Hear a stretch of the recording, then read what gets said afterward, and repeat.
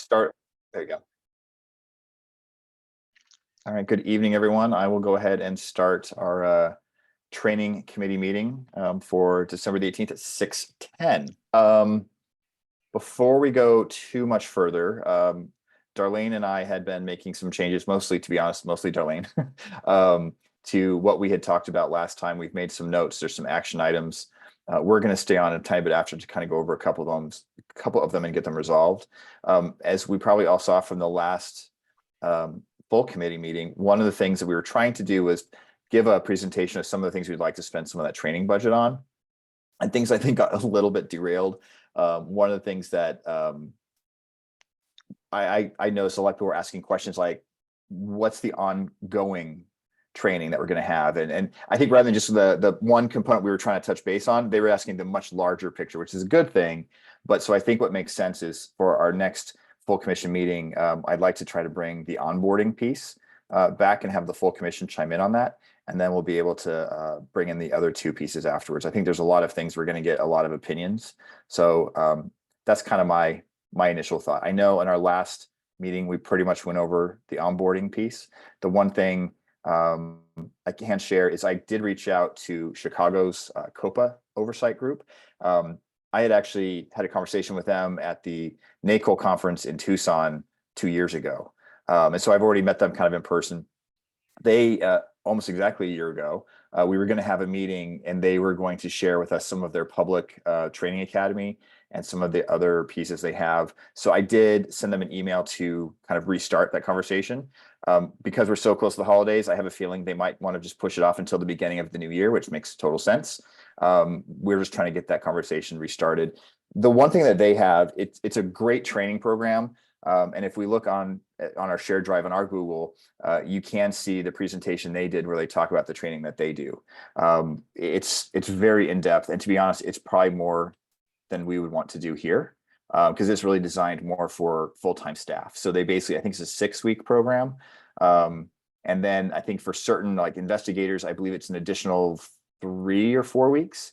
And since obviously for commissioners, we're all volunteers, we can't have a 6-week full-time program for volunteers to be going through. So what we were hoping to do is kind of get some of what they have, at least for their public side, and then maybe we can kind of pick and choose and see pieces of that we think make sense. Obviously, Chicago, I think, has a different set of problems than we have when it comes to police oversight here.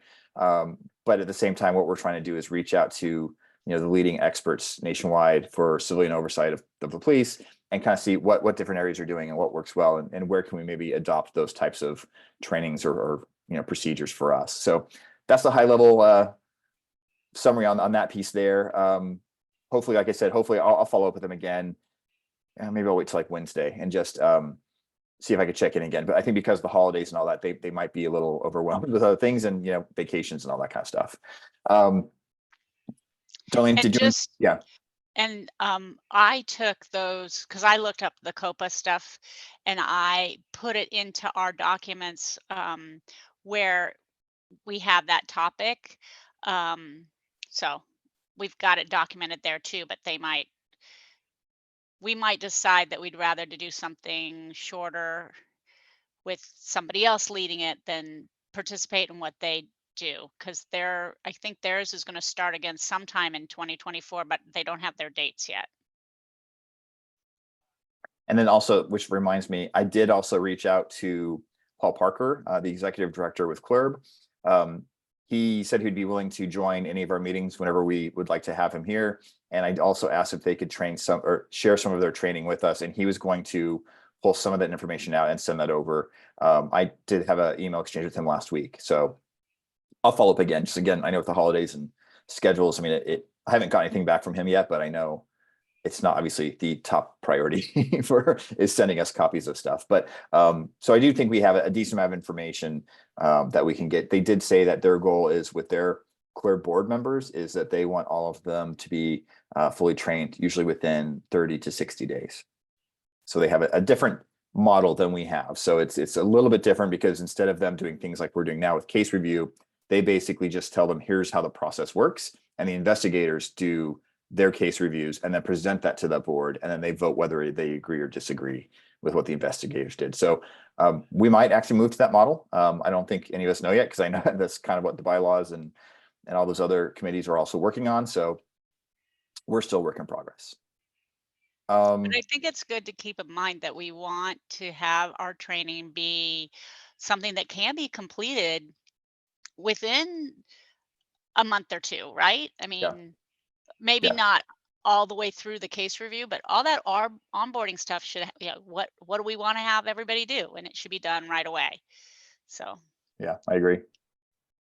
I also get the feeling from the last meeting that we have that they don't completely comprehend that this is the level of training that we're doing so that we get trained, because there's a feeling, and I hate to say a feeling because it's anecdotal, but that when are we going to be looking at the actual police training, and when are we going to be able to compare that to what the police are doing on the street, because that's the public perception of what we should be training for. And we all realize that, well, we've got to get in and find out how we're going to get trained and what are the best, rules and procedures for that. But I think reminding them that there are three major steps, three major projects that we're taking on here. And this one is the first and most important because we're laying down the groundwork. But at the same time, we are not, and I think the public also needs to know, we are not neglecting, we have top of mind that we are here to evaluate the training and how that training applies to the actual application on the street down the road. But because I just, maybe it's just me, I think the public thinks that that's what we should be doing right now. And on one side, we're making our all the rules we're going to live by. We're looking at the training and everything.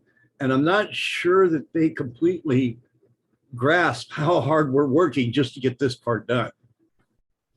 Yeah, have you heard that from members of the community specifically? I've heard it from members of the community, but not members of the committee. Got it. Yeah, so the one, I mean, and I would love to hear everyone else's perspectives too.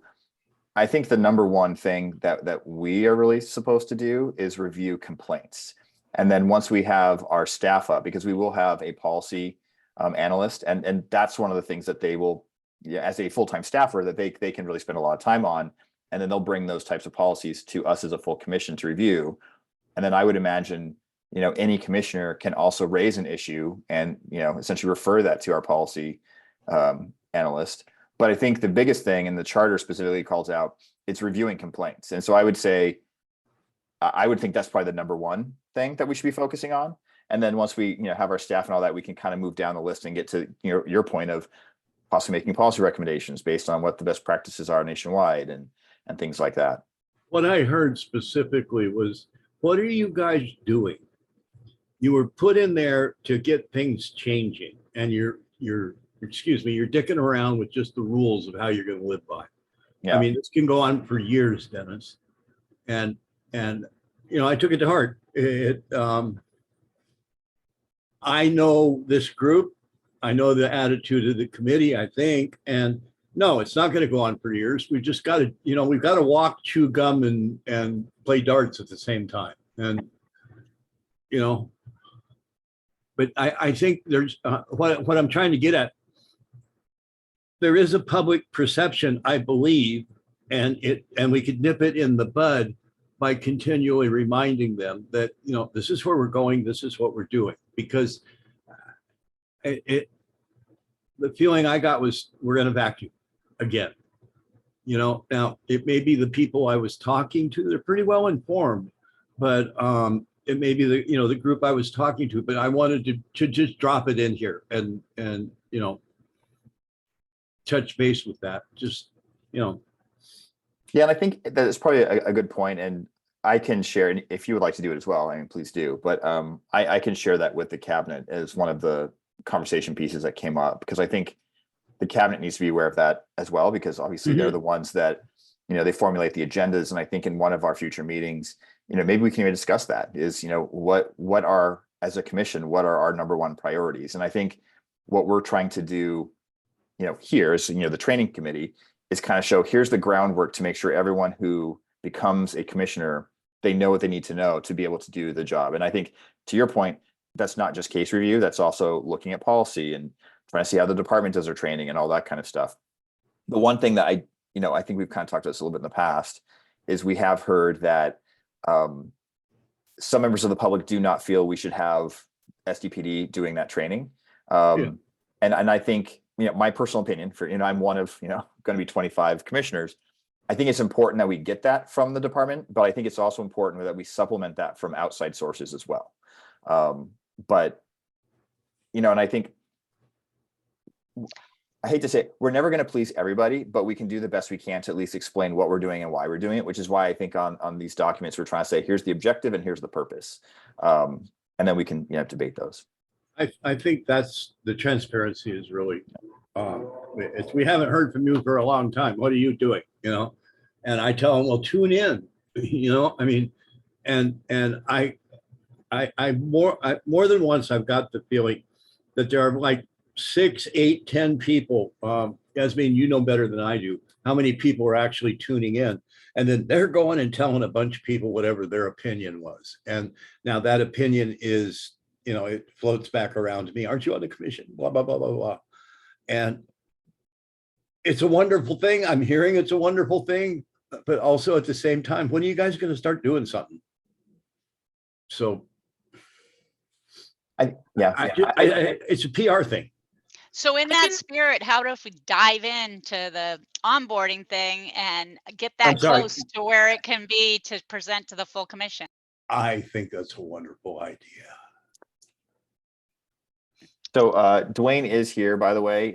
He's in as an attendee. I've tried to promote him, but I think he might be on his phone, so he probably can't click the accept. So I'm just going to mark the allow to talk, and so he can chime in whenever he likes as an attendee. But yeah, Darlene, do you want to go ahead and start with the onboarding piece, since I know you've been spending a little more time with that than I have? Yeah, sure. Can you guys see my screen? Yes. Can you zoom in just a teeny bit? Zooming in. Okay, let's see. How do I do I'm in that? now. Oh, perfect. I was wondering what was going on as far as that. I didn't see any icons down there. Commissioner Momat at the 100 on the left. Oh, there we go. Okay, is that better? Or do you need it bigger? It's okay. Thank you. I think it's good. Yeah. Okay. So ideally this document won't have the notes at the top anymore. Maybe it won't have all like so many questions and comments and stuff. So I thought maybe we would try and get some of those out of here if we could.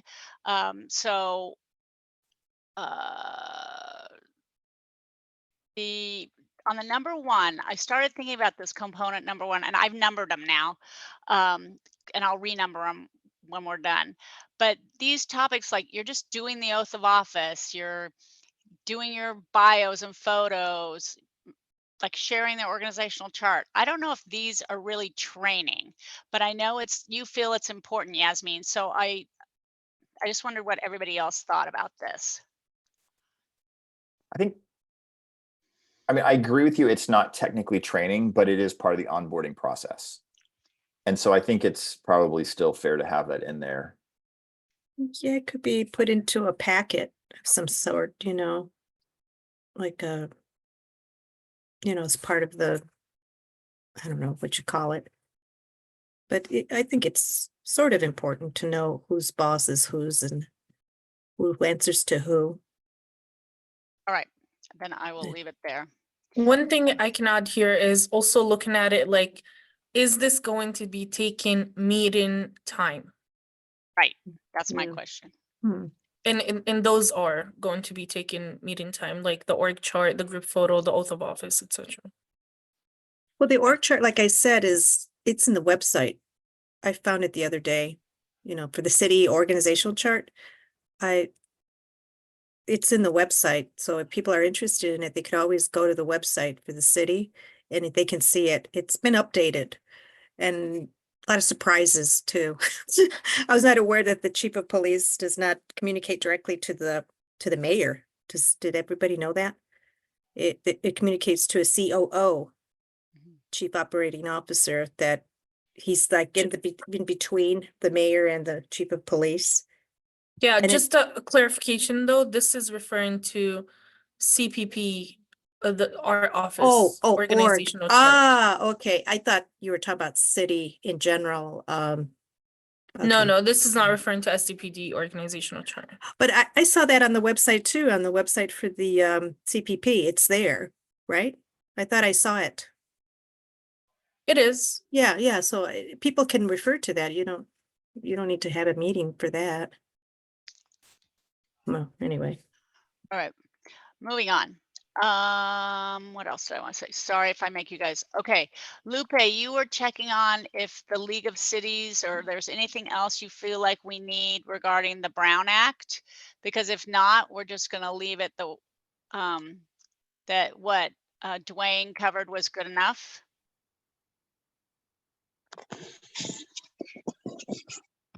You're muted. Yeah, I haven't had a chance to look at the whole video. Okay, how So long I- is it? Let me check it out real quick. I have to go to the 'Cause if website. Because the other thing I think we need to keep in mind is we want this to be able to be accomplished the same way for all the Mhm. commissioners, right? And if it's super long, it might be beyond what a volunteer is going to want to do. You know what Yeah, I'm saying? sure, surely. Yeah, I understand. Yeah, I have no idea. I would have to go to the website to look at, see how long it is. I didn't get a chance to this past week. All right, well, let me know. Mhm. And then, okay, so now this part about what we do through success factors. So there's the mandatory training, which I've made in this number 7, and I put it's sexual harassment prevention. I thought it's the cybersecurity, maybe not, Yasmin. You can tell me, is it Public Records Act? It would also be the ethics, right? And then you also said AR rules. I don't know what that is. That you already I think we already have that in there. Yeah, yeah. it's the AR rules. It's the administrative rules. It's like the city's policies on, how to use a P card, like a corporate spending card, and how to use your computer and what you can or cannot do with the email and stuff like that. I already have it on number 7 or 8. No. Or is it a different list, a different spot in the list?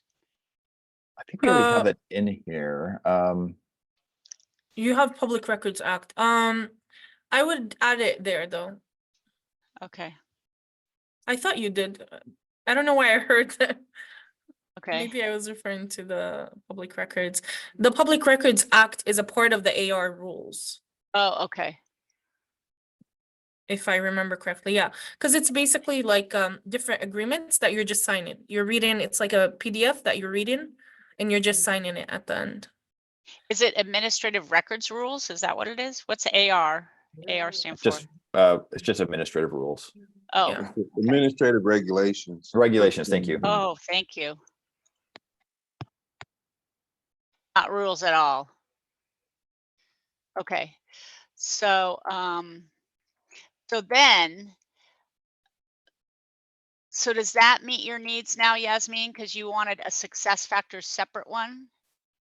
Yeah, I think like just showing people what is success factors, how to access it, and then naming some of the trainings that folks should be expecting on their Oh. success factors is kind Okay. of what I was going with, which Got you you. covered. But I was gonna actually ask you, Commissioner Hilpert, if you remember any other ones that are mandatory, or anyone else if you've already accessed your success factors. Well, I think the only thing that we have as success factors is the Ethics? ethics. Because someone at the last meeting mentioned the Yeah. sexual harassment training, so I figured that's probably also a part of it. It Because we is, all got an email about it. it Okay. is.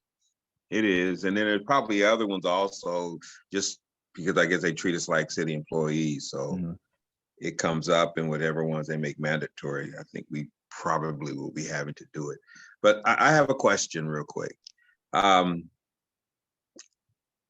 Is what we're trying to put together I'm just speaking up for the new, would have been for us and also for the new commissioners that are coming in, because it seems like we're learning as we go as far as what we need to, what's mandatory, what we have to do, things we have to cover. Whereas I know when I first came into the city, we always had orientation. So, I mean, if we would have something similar to that, I don't know if you guys think about that, some type of orientation for new commissioners, so that all of those, there's a lot of things that could be covered in that wouldn't have to be taking up meeting time. Like even with the oath of office and letting them know all of these things that are going to need to be done, what the timelines are, so on and so forth. I think that's actually like, that was my understanding of this, is like, this is an kind of an orientation / onboarding that I think the only time we said where it might take meeting time is if we have a large number being onboarded at the same time, which hopefully shouldn't happen, because moving forward, we shouldn't have more than 10 or 11, I believe, onboarded at the same time, or half of the commission. But even then, I mean, assuming, If there's no quorum, we should be okay doing these Yeah. things at the office. but I was gonna say, I think, you know, to Dwayne's point, is we had a large influx of new people, you know, this year. But I think going forward, if we have commissioners that are still interested in serving, you know, we may not have, you know, even though you have 12 to 13 seats that are open in a year, those could still be seated by people that are already commissioners. So we won't have to always do this training, but the idea is going forward, we would have a better onboarding process, so we don't have to do that. And I think, you know, as you guys might remember, Andrea came in, you know, one of the meetings, she's like, I'm really concerned you guys have this training program because you guys are new commissioners and you guys need to decide how you want to train yourselves.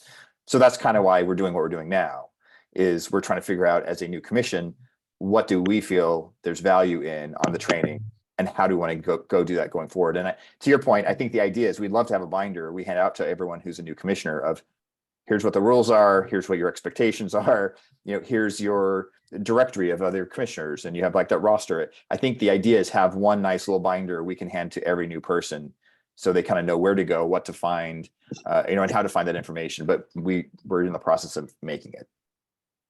So moving on, Brandon, on the NACOL video about ethics, what did you find there?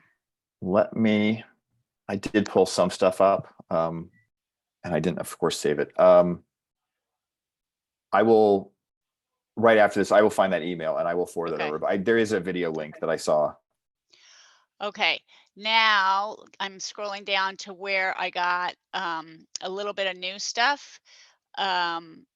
And I put the Civilian Office of Police Accountability, that's COPA in Chicago, and they do have one of their sessions that was on their syllabus was looking at overview of community oversight, like broadly, not just in Chicago. And then that same session focuses on Chicago. So I don't know if we would want to use them for that or not, but I listed that there. I don't know what you all feel. I think the first part is probably really good. I know, I mean, from some of the presentations they've done at NACOL in the past, they have a pretty good presentation. So I think at least if we wanted to talk about, here's the 3 basic types of oversight, just so we have an understanding as here's what the San Diego model is and here's why we use it.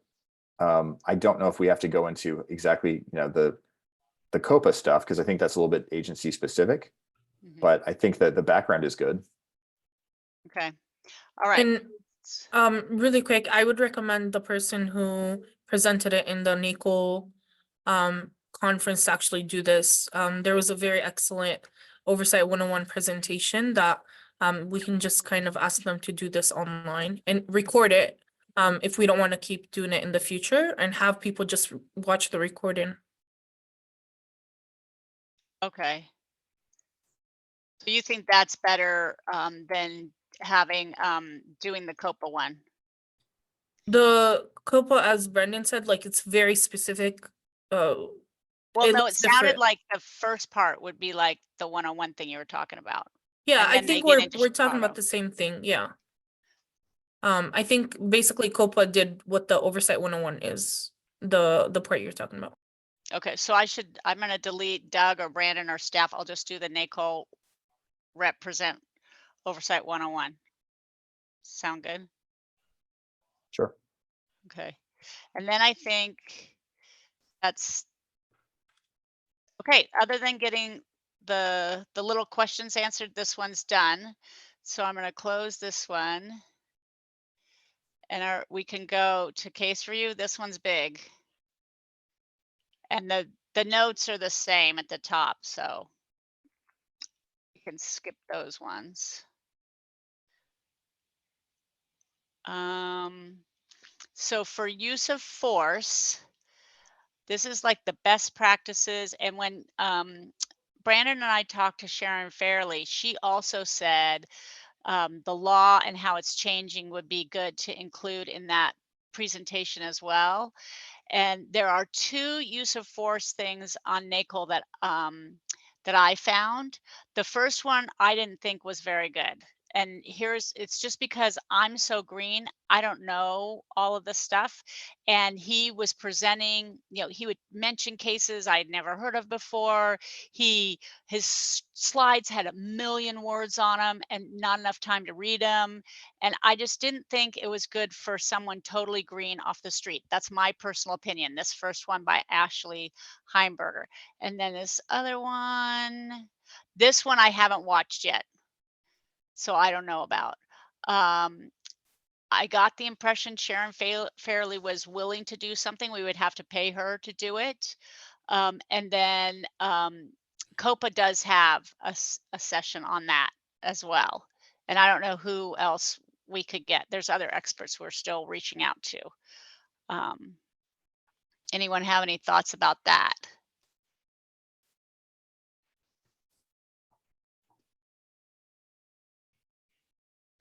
I think that's good. I mean, if we wanted to, I think kind of the thing I have been hearing is the community has suggested they would like to see people outside SDPD and outside our organization from doing these presentations. So 100%. That's what this component is. It's nobody local. And so, well, what I was going to say is what we might want to do is maybe we can reach out to the California or the Southern California oversight groups and see if, someone from like LA or, San Francisco or something like that might want to help us do a presentation. Okay, so I don't know who those groups are. I don't have any contacts, but if you give them to me, I will. Yeah, I can. Ever since I'm no longer chair, I haven't been following up with them, but I do have those contacts. But yeah, I can. This also would be a good space to ask Paul and Patrick specifically.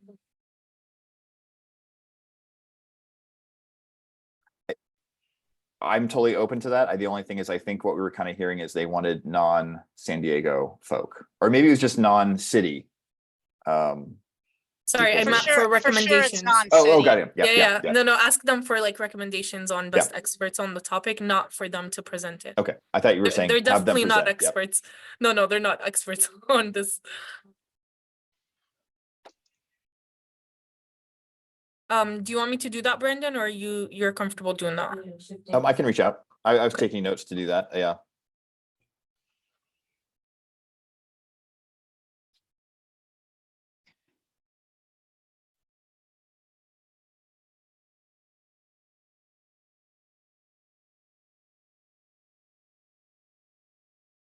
Okay.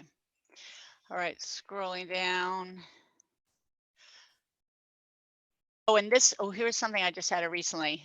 Whoops. Here we go. An introduction to officer-involved shootings, death investigations, and major incident investigations and response. This is one of the COPA sessions. This is one of the weeks they do. That sounded interesting. Maybe we need that. I don't know. What do you think?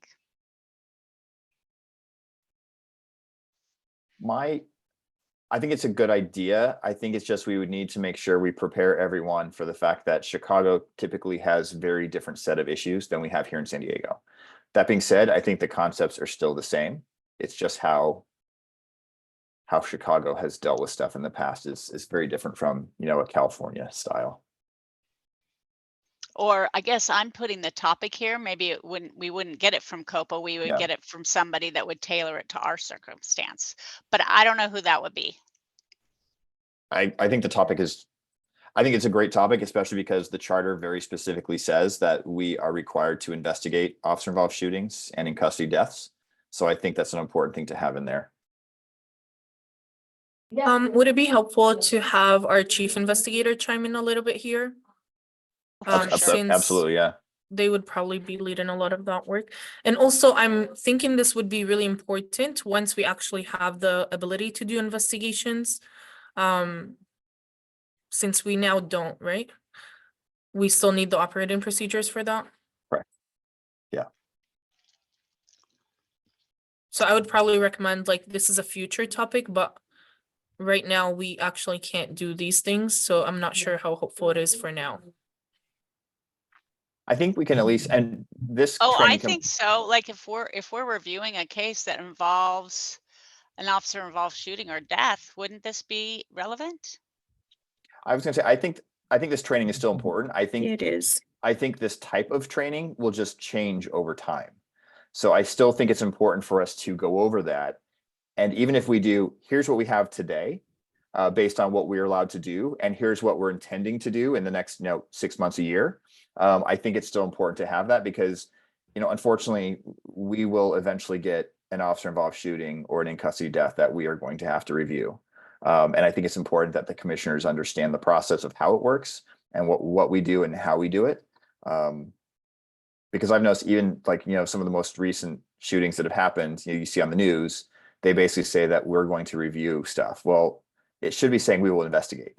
Okay. So it's, they're still using their old verbiage. That's not correct any longer, but it's technically until we have that operating procedure in place to do an investigation, we will only be reviewing. But I do think this is a very important thing for us to train. I think it'll just change over time. So I think, I personally, I'm good on this. I think we just have to figure out who we want to do that training for us. Okay, and I'm these components I've listed in order of how I think this is my suggestion, please. I want your input. I was thinking we would get the background on use of force, best practices, the law, how it's changing, and then this officer involved shooting, death investigations, all of that, and then get the SDPD use of force presentation. That's what I was thinking, because I believe that's what the community was pushing for. Yeah, that's exactly what the community said. Okay. I'm sorry, can I just chime in real quick here? Has anybody heard Please. of the Marshall Project? It's a nonprofit that has a lot of interesting information about, the experts in criminal justice and people that, well, it's just an interesting website because it also has about body cams, what they tell us about the challenges of policing in America. A lot of articles written by academicians and also by experts in the field. It's called the MarshallProject.org. It's a nonprofit that it's just something that, for extra information. Just wanted you guys to know about that because I've been involved or sort of, I send money to them because I think they do good work, inform the public about the policing, how it's done and how it's not quite done right in America and some certain places, and it's all over. It's an interesting place to go anyway. Just FYI, that's all. I don't want to take up time. No, but I mean, it would be helpful if you have specific suggestions of what's there that we could apply to the training that would be Well, that would be this- focused and really relate to our work. Correct, because today I was reviewing a case about a body worn camera, that was intermittently off and on, and a lot of questions were raised in that case review. And I just found an article right now about what body cams tell us about the challenges of policing the police. It's an interesting title. I just wanted you to know about that there are some information in nonprofit websites that can educate us too, and also bring up issues as we go along in our case reviews. Do you know what I'm talking about? No. Would it be helpful if possibly Commissioner Diaz, you look into some of the resources they have on the Mhm. website and see if they have specifically on use of force, laws Sure. of arrest, some of the other topics we already covered, and then link those to the document. That might Okay. be easier. Okay, great idea. Thanks. My only thought on the order, and again, it's just, a thought is I almost feel like use of force should be before the in custody deaths and officer involved shootings, because essentially an officer involved shooting is the extreme version of the use of force that's permitted per policy. So I almost feel like I think we should flip them around, because It is, the use of force is first. can you scroll up? I thought we had, The use of, whoop, I'm trying to scroll up, my I cursor's I not there. thought we had the in, where was it? Whoops, I'm going the wrong way. Sorry, I'm making you guys sick. I'm making There we go. myself sick. So use of force first. We have best Whoops. practices, and then the one underneath that. See, that's use of force globally or Okay, yep. nationwide, whatever. And then we have officer involved shooting, and shootings, then yep. we have SDPD.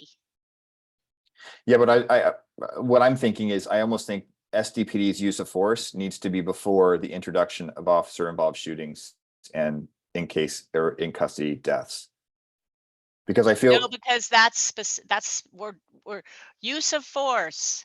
Then and then this SDPD use of force has lethal, non-lethal procedures, all of it in one go. right, So but what, that's the micro, because the officer involved shooting and death thing, that's beyond San Diego. Do you That's wanna nationwide. do you wanna break down the SDPD use of force to the non-lethal, attach them before the officer involved shooting stuff, and then do the second part, the lethal part, after the officer involved shooting? Is that kind of, Brandon, because you're saying Well- since we're going macro, let's zoom in on use of force, then go into officer involved shootings. that was my thought, but I mean, I think from what Darlene was saying is that the idea here is it's a higher level officer involved shooting in custody deaths thing, not San Diego specific. And if that's the case, then I think we're just going, if we're going from a high level to much more specific, I think I think if we do it that way, then that's fine. If this is just a high level piece, then I think we're good. If we're going to be talking specifically about what San Diego and what the CPP does, then I feel like the SDPD use of force needs to be first, just because if there's, hopefully not with in custody death, but with an officer involved shooting, that's the most extreme version of the use of force policy. So I feel like we need to have that education, that training first, before we start reviewing whether or not an officer involved shooting was within policy. That was my only thought. So if what we have first here on the top part of that page, if that's more of like a nationwide overview, then I think it's perfectly fine to leave it there. How about where does the de-escalation policy fit into all this in general? Is It's that coming. It's coming, okay. Well, and it should be everywhere, but Right. yes, yeah. So okay, so this first one is just SDPD use of force, their procedures and guidelines, their laws. But then there was another thing that was on that I read somewhere that was the legal perspective. This must have been on the Training Academy original outline that Dwayne was going to do. So I'm not sure how this is different than the previous thing. Wouldn't that just be the zoomed out portion that you talked about? But it says the legal perspective of SDPD. I don't know. Oh, I think that's just, I mean, that one there, I think was what Dwayne did. That was just kind of, We I mean, haven't had it yet. This hasn't happened. but I mean, well, it kind of did, because we talked about, well, not the use of force part with deadly force, but we did talk about arrest and detention and search and seizure. Well, if we did, it wasn't on the agenda, because every time it was on the agenda, I put that we completed it in that status column. I think Maybe we I missed did. it. Maybe I missed it. Brendan, I don't think so. Okay, either. I was gonna say, because I've been on the commission for so long, it could be just the fact that I'm merging things together. So I thought we did, but if we didn't, then I I thought think we should the do that only ones sooner. that he did talk about was the fourth waiver Yeah, and we did do that. the amendment, the Fourth Amendment. I thought those were the actual two ones that he talked about. Okay, I stand corrected. I apologize. So I still don't know the difference. Like, I don't know what this legal perspective of them and then the guidelines and procedures. I don't know. And this says laws. I don't know what these are. How can we find out? I think, Let's reach out to Dwayne. mhm. I think he can explain what, I think the first one is just, here's what SDPD policy is what I think that one is. And I think the second one here, I think we need to just clarify with Dwayne. I believe he's probably using case law to basically say, here's the various case laws that, allow use of force, or like we keep hearing Graham versus Connor, for example.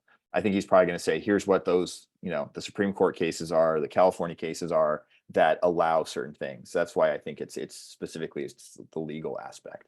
But let's we'll check out with. But that's, I put a note, Brandon, for you Yeah, I to saw do that. that. But Okay, thanks. that's why I was thinking, like, isn't that going back to the macro that we're looking at? Because maybe Commissioner Momat, you're looking at this differently, but the ones that are very zoomed out, the trainings, what I'm understanding is those trainings are going to talk about the laws, the policies, and everything, right? I believe so. Yeah, I'm so green. I don't 100% know. I've just been pulling things from everywhere. So I saw that macro out on the COPA syllabus. It was just a title of what they were covering in 1 week. It wasn't so I really have no idea. Yeah, I think a conversation with Dwayne would give you more answers, and maybe meeting with the person that trains at COPA to understand what beyond that title, like what does the actual training look like? What is the outline? I know it's specific to Chicago, but I think the general outline would be helpful for us to understand what are the things that go into this training. Yeah, and that's what you're reaching out. You already reached out to COPA, right, Brandon? So you can find that out. I have, and then I just made a note. I will follow up with Dwayne as well. Okay. Yeah. All right, cool. All right. Continuing on, we only have 7 minutes. Whoops, sorry. And we're halfway through. Steps in the criminal justice process. I don't know. I think we probably need to know that, right? I think our port stops at right before booking. Booking. Once it hits booking, that's CLRB, not us.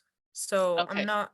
Well, yeah. it's kind of messy because until they actually go behind the door, they're still under an SDPD officer's detention and control. So it gets messy there, but until they've actually released it and they've gone behind that first door and then the sheriff's office has taken over, they are still technically under SDPD. So I would say booking is probably where it stops for us. But I do think it's probably important for people to have a high level understanding of what that process is.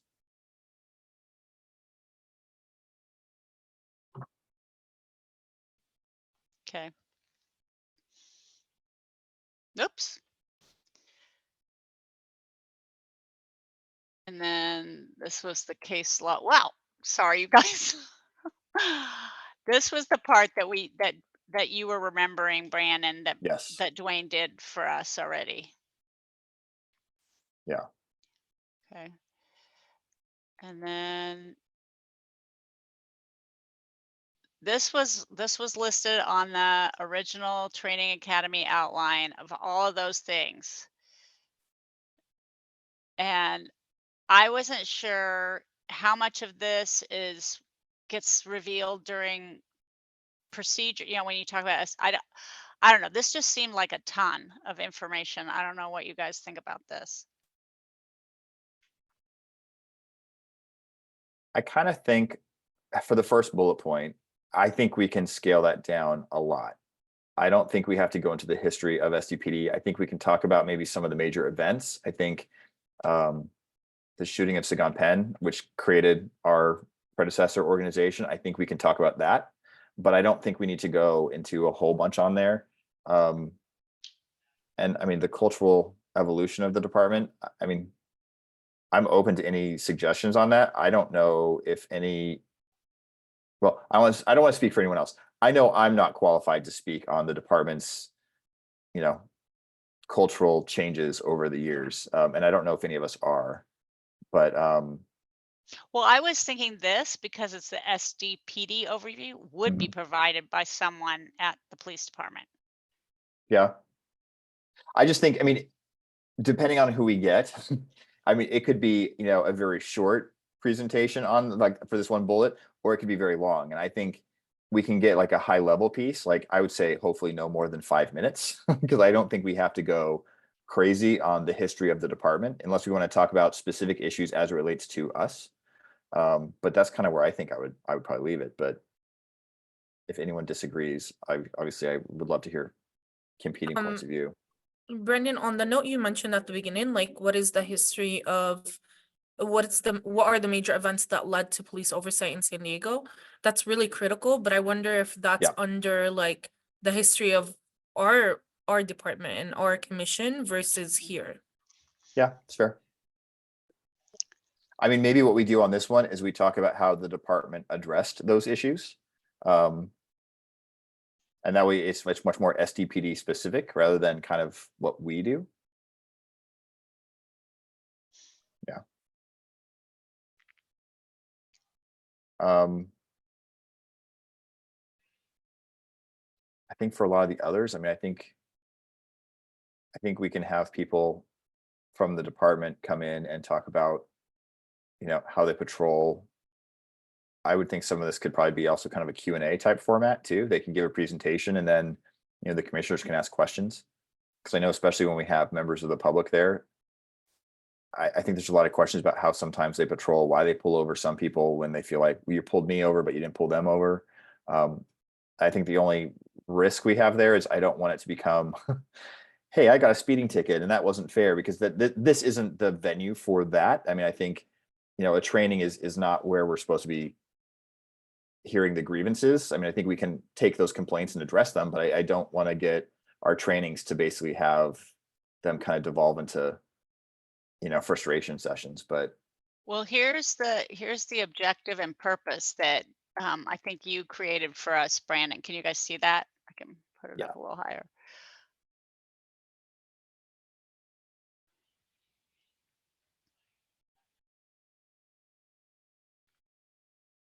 I think actually that objective is kind of already telling us what are the things that we need from that list. Yeah. Okay. Yeah, it's a very well written objective. Thank you, Brandon. Commissioner Hilbert. Okay. sometimes So I then- can write something. So then leave this list the way it is, but coupled with the objective and purpose, or does this list, should I delete this list and just have the purpose and the objective associated with it? What do you think? Or I think modify the list? I think I would leave it in there for now, and then when we bring it Okay. to the full commission, that way, because people are going to ask, well, what is this, and what are we Okay. going to talk about? So I think I would leave it in there. Okay. I'm wondering you- if, sorry, really quickly, I'm wondering if the first bullet point, that's actually, we just have them focus on like organizational structure, like how does SDPD work? I'm not sure if that's helpful, because Commissioner Luzana Diaz, you mentioned that that's something that you didn't know, for example. Yeah, I was surprised that in most cities, I don't know. I know I came from Chicago. The chief of police is, you know, is directly communicates to the mayor, but I don't know, times have changed. So, you know, things change over time, and I was surprised. I think for us, technically, it still is that way, but it's the mayor or his representative. And I think in this case, he's given it to the COO. But I know before, I think Eric, the new COO, not new, he's been here for what, a year and a half now. I know the mayor's office, I think it was weekly, they would have a meeting with the chief. So I believe they still, someone from the mayor's office obviously still meets with him, but yeah, it's. Anyway. Nope, you're on mute. I think. Lupe, you're on mute.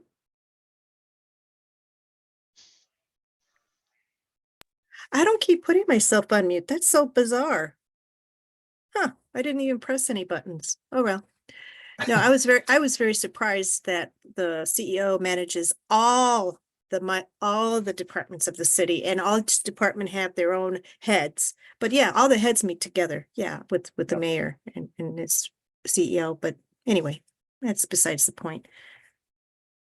So I think we're good on this list. Is that right? Yeah.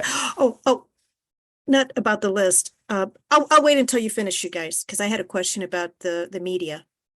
Go ahead and finish on this.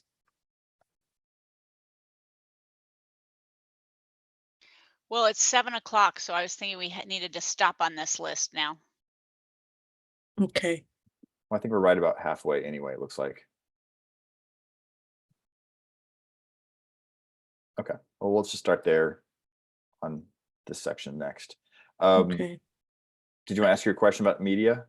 Yeah, there was a reporter from KPBS that was there at the last business meeting. I'm not sure if you guys noticed Should that. I, They sorry, came up should to I me. stop the recording? Oh, Is it- yeah, go ahead. Sure. Oh, Thank you. Alright, no sorry. problem.